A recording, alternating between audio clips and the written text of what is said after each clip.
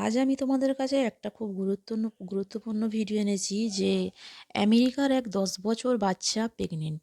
তো একটা 10 বছরের বাচ্চা মেয়ে কিভাবে প্রেগনেন্ট হয়, কি কারণে হয়, সেটা আমি তোমাদেরকে পুরোটা বলবো। ভিডিওটা তোমরা পুরোটাই দেখবে, তবেই তোমরা আগে গিয়ে বুঝতে পারো যে 10 বছরের বাচ্চা মেয়েটা কিভাবে প্রেগনেন্ট হলো, কে বা এই হারকাতটা ওর সাথে করলো, কি কারণে হলো।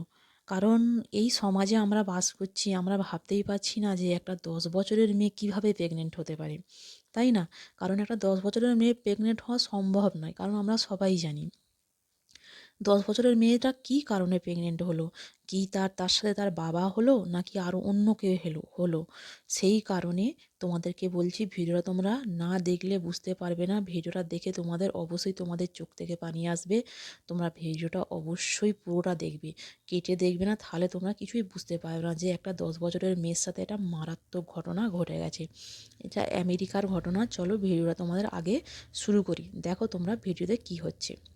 প্রথমে তোমরা দেখতেই পাচ্ছ মা মেয়ে দুজনেই হসপিটালে রয়েছে। একটা 10 বছরের মেয়ে, তার খুব সুন্দর আর সুখের পরিবার ছিল, মা মেয়ে বাবা তিনজনে খুবই শান্তির সাথে থাকতো। একদিন হঠাৎ মেয়েটার পেট হালকা হালকা বড় হচ্ছে। মাটা একদিন মেয়েটাকে ভালোবেসে জিজ্ঞাসা করছে, মা তোমার সাথে কেউ কি কিছু করেছে?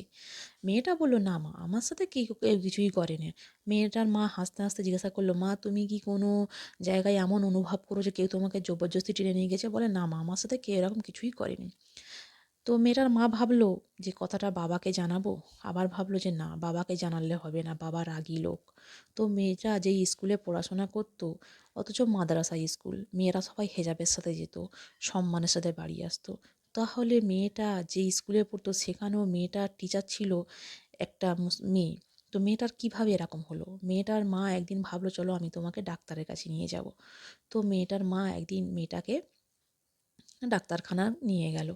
ডাক্তারখানায় নিয়ে যাওয়ার পরে ডাক্তার যখন, মেয়েটার মা যখন খুব কান্নাকাটি করছিল যে আমার মেয়েটার কি হলো, দেখুন না ডক্টর সাহেব, আমার মেয়েটার এমন কেন হয়েছে, পেট কেন বাড়ছে।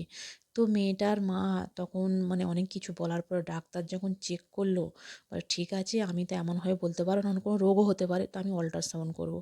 অল্ট্রাসাউন্ডে যা দেখা গেল, অল্ট্রাসাউন্ডে দেখা গেছে বাচ্চা মেয়েটার পেটে বাচ্চা একটা নড়ছে। ডাক্তার তো অবাক, ডাক্তার বলছে যে এটা হওয়ার কোনো কারণই নেই, এটা আমিও ভাবতে পারছি না, যে এটা চিন্তার বাইরে, যে এরকম এটা কী করে হয় 10 বছরের মেয়ে প্রেগনেন্ট।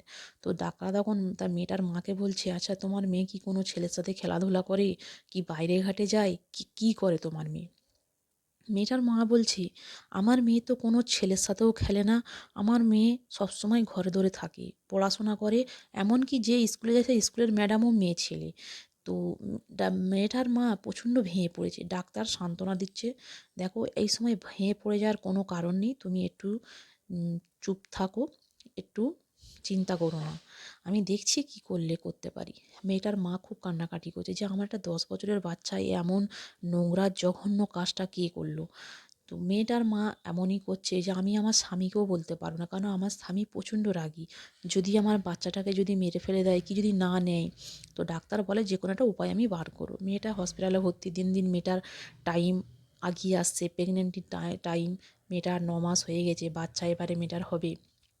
মেয়েটা এত সুন্দর একটা মেয়ে ছিল, যে কোনো মানুষ তাকে দেখলে তার প্রতি আকর্ষণ হবে, কারণ মেয়েটা খুবই সুন্দর দেখতে ছিল।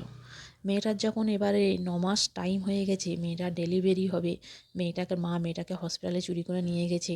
ডাক্তারও আছে সেখানে, ডাক্তারের সাথে মেয়েটার মা পরামর্শ করছে যে কি করলে এমন কিছু করো যাতে আমার বাচ্চা মেয়েটার না ক্ষতি হয়, কারণ আমার মেয়েটা ক্ষতি হলে আমি কী কিনে থাকবো। ডাক্তারটা মনে ভাবলো এবারে এইসব জিনিস চুপ করে থাকা যাবে না, পুলিশকে খবর দিতে হবে, পুলিশকে বলতে হবে। মেয়েটার মা তখন এবারে মেয়েটার মা না, ডাক্তারটা তখন পুলিশের কাছে সব কিছু খুলে বলে যে এরম এরম একটা বাচ্চা মেয়ে প্রেগনেন্ট হয়েছে, তদন্ত করো, যে বাচ্চা মেয়েটার না যেন কোনো বদনাম হয়, কেন এখন বাচ্চা আছে, পরবর্তীকালে বিয়ে দেওয়া যাবে না। পুলিশকে সব কিছু ডাক্তারটা খুলে বললো, তুমি তদন্ত করো, তদন্ত করে দেখো যে কে বাচ্চা মেয়েটার এরকম অবস্থা করেছে। পুলিশ অনেক তদন্ত করার পরে দেখলো যে মসজিদের যে মানে ইমাম সাহেব যে মৌলানা বাচ্চাদের পড়ায়, উনি দেখলো যে অনেক মেয়েদের সাথে বাচ্চাদের পড়ায়, উনি হচ্ছে কি করে, উনি বাচ্চাদেরকে চকলেট, মিষ্টি, কোথায় থামস আপ, নানা রকম খাবারের সাথে তাদেরকে খাইয়ে, ঘুমের ওষুধ খাইয়ে তাদের সাথে এরকম খারাপ সম্পর্ক করতো। পুলিশ অনেক তদন্ত করে এটাই হদিস খুঁজে পেল। কারণ এই ছিল মৌলি সাহেবের কাহানি। তো যে ইমাম সাহেব ছিল সে এত দামি লোক ছিল, মানে ব্যক্তি ছিল, মানে ওনার কথা এইসব কেউ বললে বিশ্বাস করবে না, প্রমাণ ছাড়া কেউ বিশ্বাস করবে না। লোক যদি বলে সবাই একতা হয়ে পুলিশকে ধরে মারবে। এই জন্য পুলিশ কী করলো, ভিতরে ভিতরে তদন্ত সব কিছু প্রমাণ তথ্য সহ সব জোগাড় করে যখন মানে লোকটার কাছে গেল, ধরলো লোকটাকে, মারধর করার পরে লোকটা সব সত্যি কথা বলে দিল যে হ্যাঁ, আমি এমন কাজটাই করেছি, আমি বাচ্চাদেরকে সকালবেলা করে মানে পড়াই, পড়িয়ে তার সাথে আমি মিষ্টি চকলেট দিয়ে আমি এরম এরম কাজ করি। তো তোমরা বুঝতে পারলে যে আমাদের আশেপাশেই আমাদের শত্রু থাকে। তো আমাদের সেইগুলো, আমরা মা হয়ে আমাদের মেয়েদেরকে, আমাদেরকে নিজেদেরকে হেজাব প্রোটেকশান করতে হবে। কারণ আমরা যেখানে বাচ্চাদের পড়াশোনা পড়তে দেবো সেখানে আগে জেনে শুনে নিয়েই ভালো করে তবে